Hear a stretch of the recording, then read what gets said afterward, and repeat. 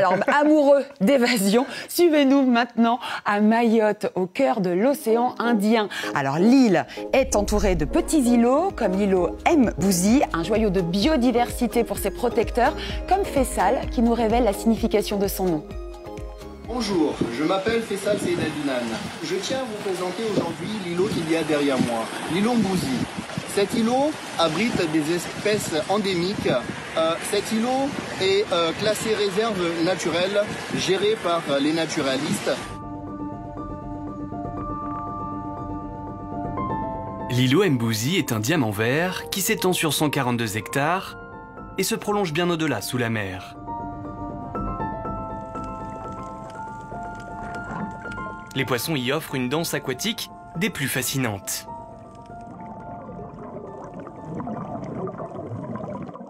L'îlot, vraiment, c'est la richesse de Mayotte. Et que si on veut quand même avoir quelque chose qui nous appartient, nous, Mahorais, on a tout intérêt à conserver ce lieu-là parce qu'elle n'a pas encore tout donné. Il y a beaucoup de choses encore à découvrir. Sur ce joyau se croisent des promeneurs et des agents de la réserve, comme Henri Famidou.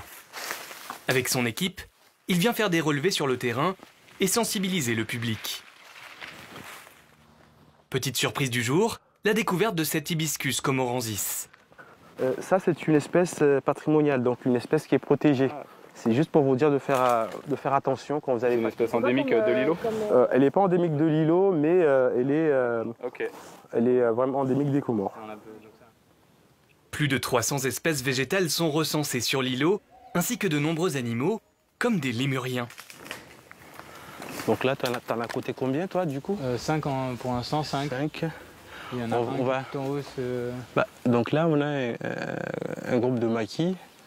Donc là, le protocole exige qu'on fasse un peu le tour pour voir le nombre de maquis qu'on a et éventuellement prendre les espèces végétales sur lesquelles elles se posent.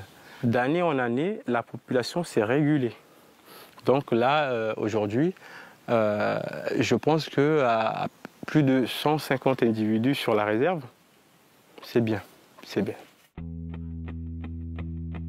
L'îlot Mbouzi est l'une des rares réserves naturelles de France à posséder aussi un espace marin.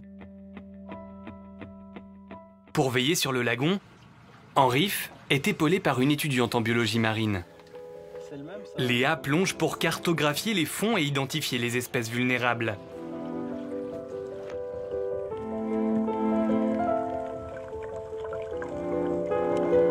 À première vue, le lagon est féerique.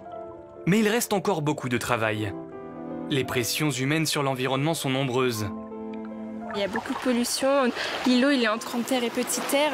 Et il y a tous les déchets de Mamoudzou qui arrivent, donc il y a un peu beaucoup de déchets. Il y a aussi, comme partout, le blanchissement corallien. Avec l'augmentation des températures, les coraux blanchissent.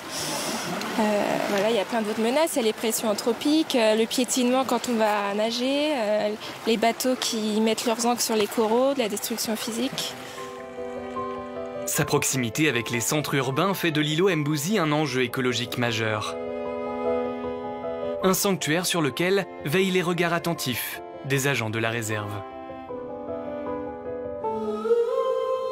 La nature est vraiment belle, Laurence. Ça nous rappelle à quel point il est important de la préserver.